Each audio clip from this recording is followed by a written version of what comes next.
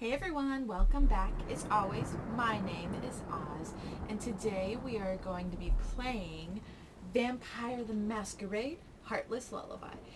As you could see in the intro sequence, this is not canon in, Vampire the Masquerade. If you know anything about that, this is not canon whatsoever. It's just a nice little side story done on the Vampire Masquerade Game Jam. So if you like this, I believe there are other games out here. This one is free on Steam if you do want to check it out for yourself. So let's just jump right in. I'm going to turn this down just a little. Okay, let's go. I don't know if my camera's in the right spot. Heartless Club, 4:30 a.m.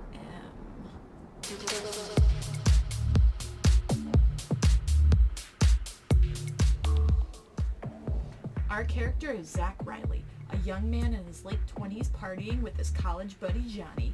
You stand in the queue that gives access to a fairly new and trendy nightclub, the Heartless. Johnny is not feeling very well. He is hunched behind us, staggering slightly, with a blank stare. Just noticed. Let's try that again. Actually, there we go.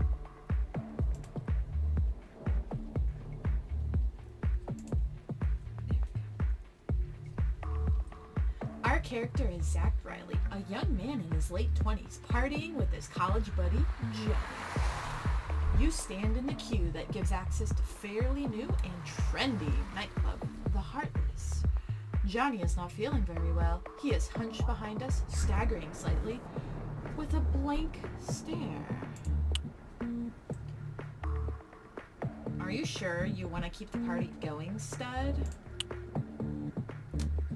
Johnny, trying to focus his gaze and blinking effusively. Of course, you bastard, he shouts and then raises the half-empty beer bottle in his hand. This has to be our big night. We have to get in however we can. Okay. Before Johnny finishes his sentence, you hear a loud snort behind you. As you turn around, you notice how the bouncer starts to cross his arms and frown. Get the hell out of here, you freaking drunks, he shouts grimly. Oh, got physical, social...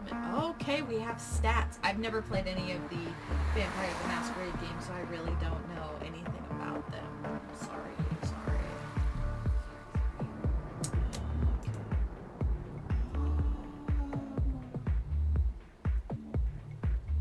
How big a mortal you could...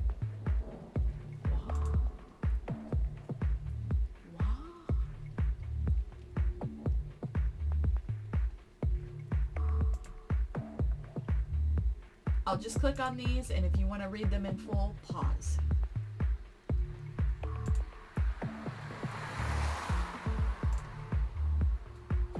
Stamina, composure, and resolve. Alright. Do we hit this? Oh, nope. That's the settings. Resume. There's no point in trying to get into another joint at this hour, and we certainly not with Johnny in this state. We're leaving.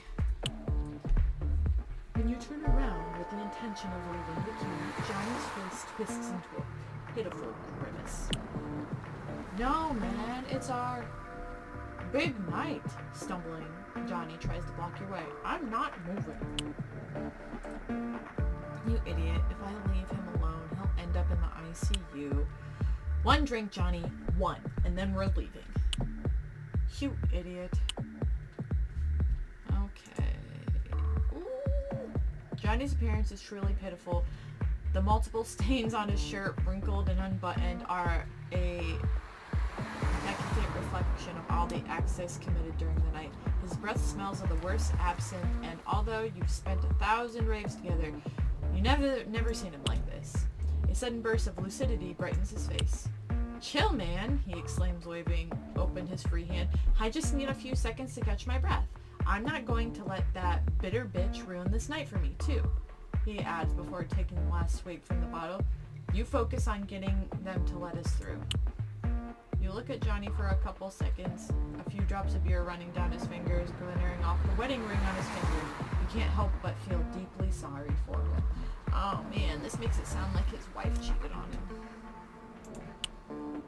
Johnny, if after everything you've had to drink, you're still thinking about her, one more drink isn't going to solve anything. But I owe you. Let's talk to this bouncer. A hulking disco bouncer scowls at you. As soon as he sees you approaching, he rolls his eyes and lets out another sigh. What do you want, scum? Don't you have a better place to drop dead? He adds without even looking you in the eye. Oh, we have a decision.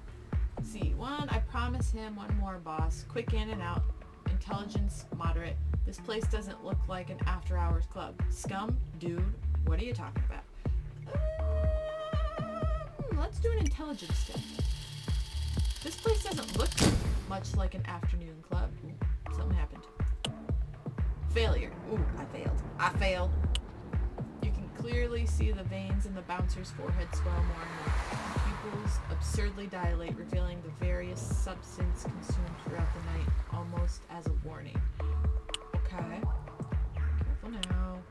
The bouncer judges you slowly. After a few cold seconds, he seems to dismiss the idea of crushing your head like a watermelon. Well, that's good. Out. Now. Taking hold of Johnny by his arm, you take a couple steps backward. Come on, man. Let's go. Turning around, suddenly your attention is completely captivated by the most beautiful eyes you have ever seen. A woman, tall and slender, absolutely perfect. Hair's dyed red and tied into two buns, bright green eyes, and smooth ivory skin walks towards the entrance. As she reaches your side, you feel the world grind to a halt. As she slowly looks down and stares directly at you, a warm half-smile on her face pierces your soul. She can't be real, right? Lifting her face again, the woman continues on her way past the bouncer. He greets her with a quick nod of his head, and her perfect figure disappears amidst the noise of the nightclub. What was that? You have seen a lot of other women in your life, but never someone like her. Still numb, paralyzed by the experience, you feel trapped in your own mind, struggling to superimpose reason into whatever it is asking you to break through until you find her. I need to get into that club, whatever it takes. Johnny? Johnny's still by your side, of course, but right now, he's the least of your problems. If you had to leave him lying right there to get in, lying in his own puke, you would do it in a heartbeat. Man, you are an awful friend. Jesus. I'm not that drunk, am I? They didn't spike my last drink, right? No way. An incessant buzzing sound brings you out of your reverie. Zach. Dude, Zach. The words slip slowly and heavily from his lips. Are you alright, Zach? You're very pale, Zach. Zach, you're not well, Zach. Your own name begins to sound strange, repeated so many times by someone in such a state of disposition. Well, I'm not gonna tell him to shut the hell up. Did you see her too? Johnny, you saw that woman too, didn't you? Johnny's face twists into a grimace of confusion. Dude? By the time you realize that Johnny's voice sounds very far away, you realize that you are walking towards the entrance of the club. You see the bouncer's arm go up, and you close your eyes in anticipation. From the bouncer's walkie-talkie, a static work message finds a way to you. Psst. Let them in. Let them through, Victor. It really is a special night. Lifting the walkie-talkie to his mouth. Of course, sir. Returning the device to the holster.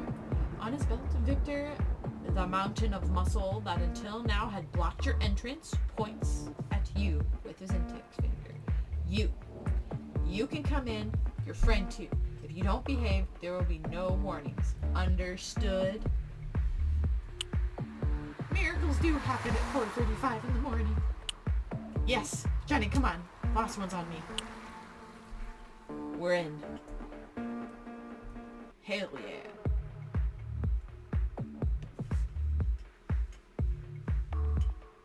This music is bumping. Like a wave crashing violently against the shore, a myriad of colors, smells, and sounds explode against your senses. Just 10 minutes ago, you would have gladly dragged Johnny home. Now, your whole world swirls and dances, merging with the trance music and the lights of the Heartless. Kingdom Hearts, anyone? I'm kidding. In your mind, only one image keeps the situation coherent. That woman, her eyes drilled into your consciousness, calls out to you, inviting you to meet her. Johnny, pull yourself together, for God's sake, at least until I get her name. Johnny behind you seems to come to now that... Johnny behind you seems to come to now that he sees himself inside the club. We did it, he says, shaking his head and wiping the corner of his mouth. I knew you'd get us in, Zach. That's why I like you. He pauses for a second and swallows what he was probably a gag. Ooh, gross. Ugh. I think it's too late now, but control yourself, okay? I wouldn't want you to get our asses kicked out of here, man. Don't worry. For the moment, I'm going to order something without alcohol. Water. Water, for instance. The word sounds inordinarily strange coming from him. It is possible that he has not touched a drop for days. I'm going to the bar, Zach, and when I'm a little better, we'll have the last one, okay? Sure, man. I'll walk around while I'm at it. I've never been here before, and I like the vibe. And the people who seem to follow it, of course. Let's have some fun. Do I do it. It's locked, and there doesn't seem to be anyone inside. I don't need to go into the cloakroom. Alright, let's have us a walk around.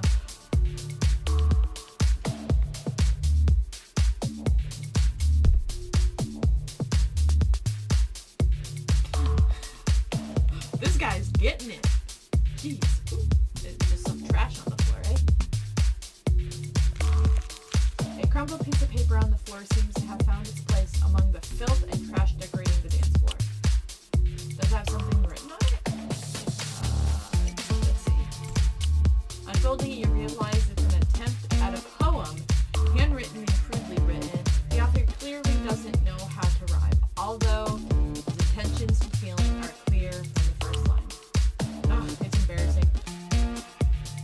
Who the hell nowadays is so intense? You got a crumpled...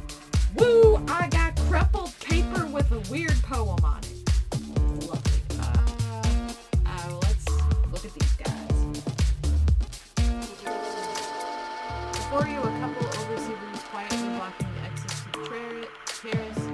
With regal bearing and elegant attire, they don't look like the usual clientele of a club of this type at this time of night. He wears his hair slicked back and gelled, completely black like his eyes.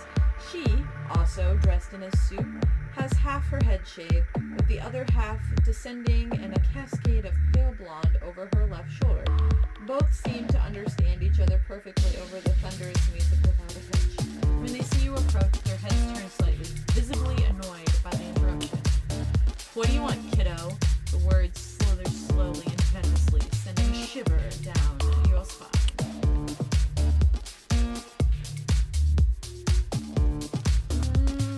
Let's do this.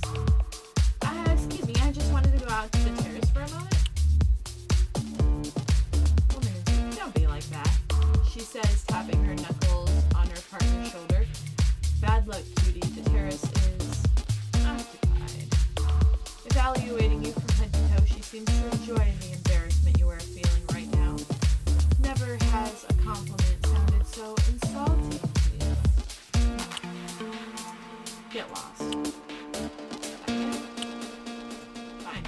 I will get lost, asshole. Oh, it's the girl!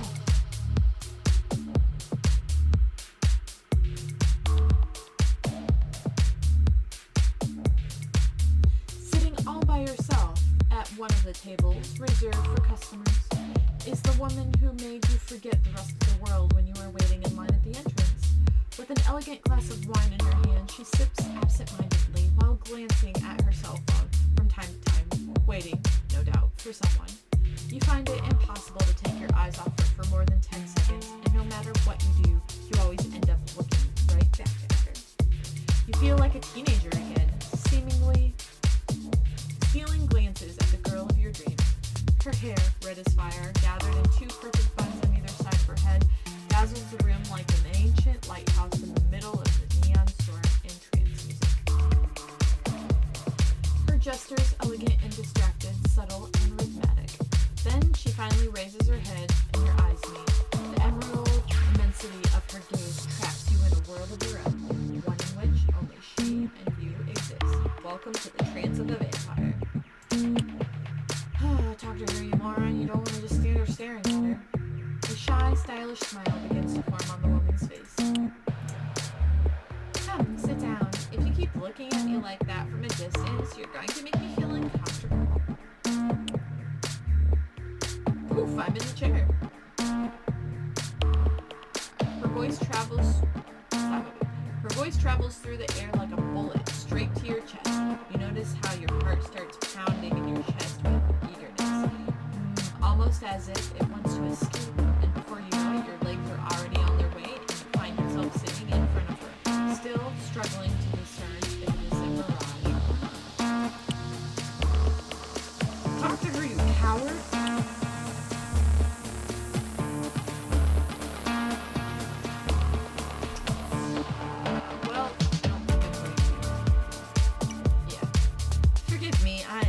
Not my intention to bother you. You don't bother, stranger. Not yet. But you're going to have to say your name as an apology. Riley. Zach Riley. The woman seems to be calling your name slowly, syllable by syllable, without articulating a sound. That's a pretty name, Zach Riley. Mine is Diane. Take care of it. I don't have another one. Nice. I will. Are you alone, Diane? Here I am alone with you, right? She says sarcastically while winking at you. Yeah, I mean, are you expecting someone? I mean, as your friend waits for you, staggering at the bar. Your friend. If you hadn't just been reminded, you would have completely forgotten that Johnny is still at the bar, battling an alcoholic coma and... Johnny, he's having a bad night. One to forget it. And are you helping him? And you are helping him. I'm doing what I can. A small sip from her glass, Diane looks you in the eye for several seconds. You can do so much more for him by taking him home, Zach Riley. More alcohol won't fill the void in his heart. Smiling gently. Relax.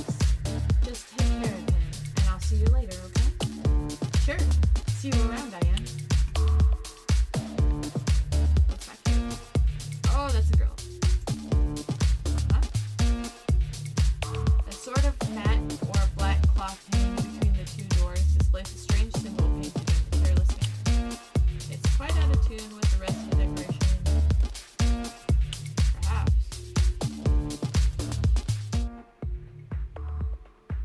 It's a bathroom. A huge red space, graffiti, a cab with each, and an anarchist symbol. All cops are bastards, huh? More and more graffiti like this can be seen all over the city. The situation is getting more and more tense.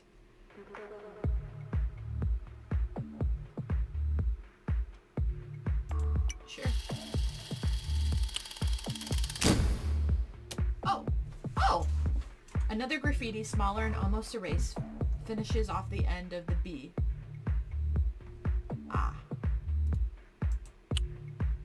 Not familiar with that insult. I guess you learn something new every day. I'm not saying that in case it means something bad. Why are we checking the garbage?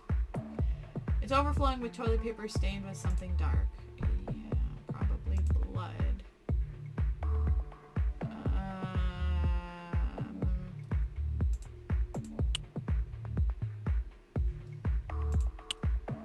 Let's go wash your hands now.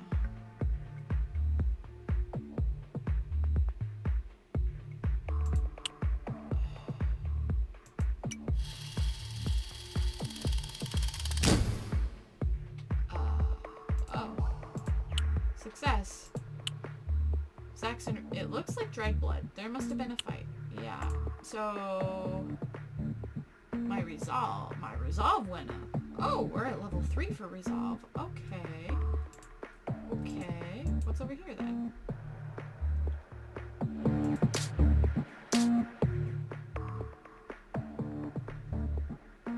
Movement. Suddenly a muffled scream startles you. What? Fuck. Is everything alright? Yeah, relax. Girl stuff. There must be shooting up, I imagine. In any case, I'm not going in there. Okay.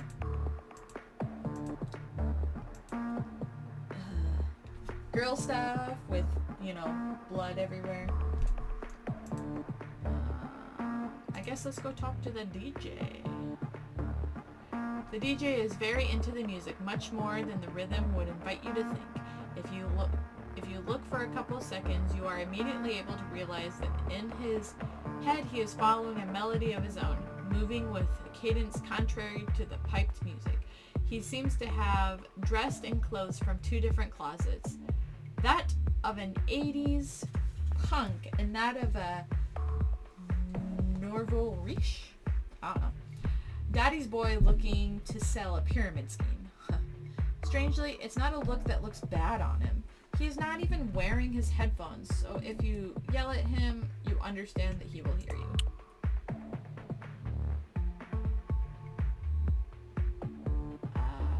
Moderate. Hold on. What is it? Oh, damn it. Keep the party going, man. Keep the party going. Rock on, baby! No, charisma.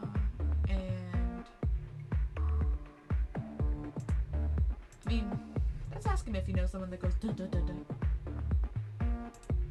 Okay, oh, there's another.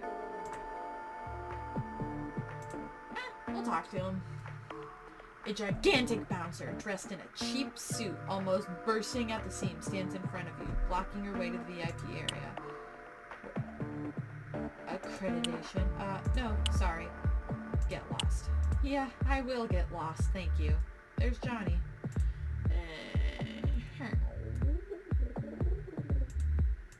Well, I found Diane.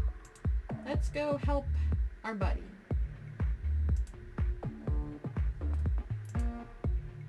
Or we can go dance. Let's go dance. Hopefully not like these guys, though.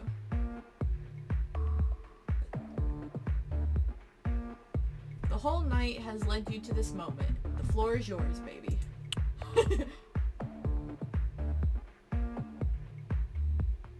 Yeah, let's dance. Hey, Johnny, come on. Let's sweat out all the booze you've been drinking. Of course. With astonishing agility for someone in his current state, Johnny dashes to the dance floor and you both begin to sway with the decadent beat of the music. Ah, that is funny.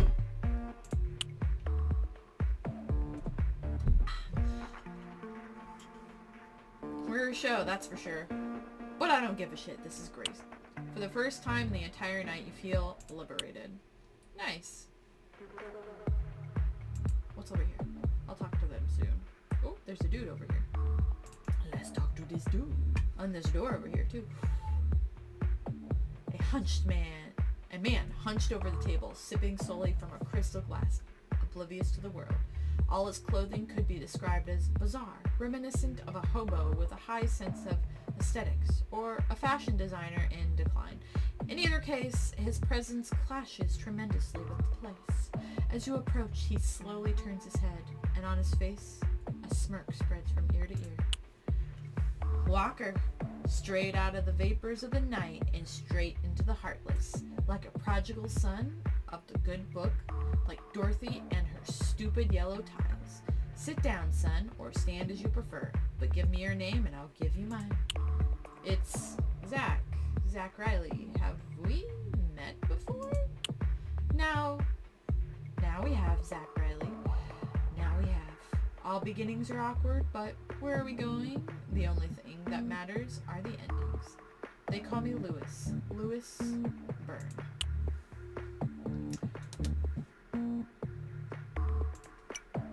Nice to meet you, Lewis. Are you a regular here? Regular, of course. In every place I am a regular, even if I have never been there. But this place, I know it. Oh yes, I know it well. Even if it doesn't know me, I haven't introduced myself, you know? To the owners? No! To the Heartless. Owners come and go. The ridiculous wars bury centuries of history under mountains of casualties, and when all the dust has settled, the only thing that remains is the place. This heartless place. Are you saying that the regency of the club changes hands a lot, or am I missing the point? Taking a slow sip from his glass, looking at you straight in the eyes. Oh yes, constantly. Leaving the empty glass on the bar, he gazes at the bottom of the vessel. Something tells me we'll soon see a new change, Zach Riley. I understand. I'm going to take a walk, okay? Sure, see you around, Walker. Don't get lost in the night. I've had enough fun by my own. I should get back to Johnny. No! Fine.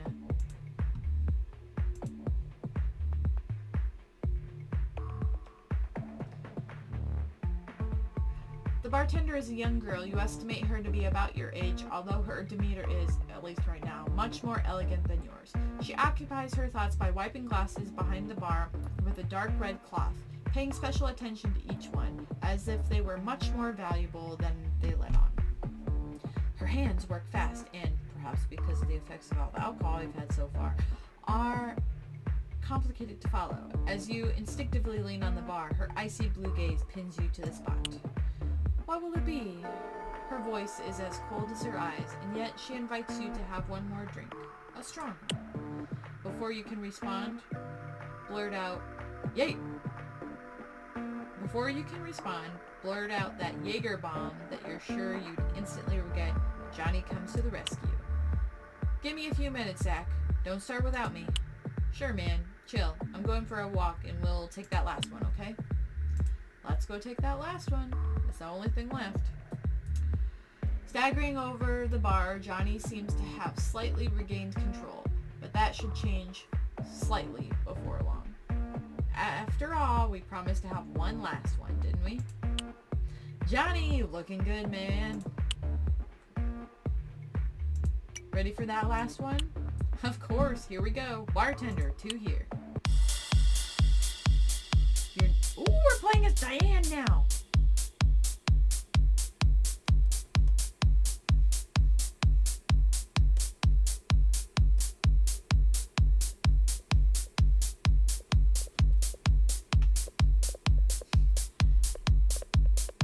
Your name is Diane. Your surname, you burned the night Gabriel embraced you into the Torador clan. Since then, you are a daughter of the night, and thanks to your sire's position, the agent of the Camarilla, the sect that unites all kindred who seek to remain hidden from human eyes. Tonight, your orders are clear. Negotiate with Jackson Cunningham, regent of the Heartless, his adherents to the Camarilla. The time of the Antichrist has come to an end, and after the second convention of Prague, the position of the Camarillion is clear. All who are not with us are our enemies and shall burn. Oh, we're getting into it. Gabriel, do you really think that Anarch scum deserves our respect? Taking a small sip from your glass, you savor the sweet taste of the vitae. It is exquisite. You have never tasted such a wine in your unlife. Your mind is flooded by a torrent of nuance proper of the most complex of hearts. Cunningham, how the hell does an antichrist piece of shit like you get a vintage like this? Standing up, you reach into your pocket for your smartphone, but to no avail.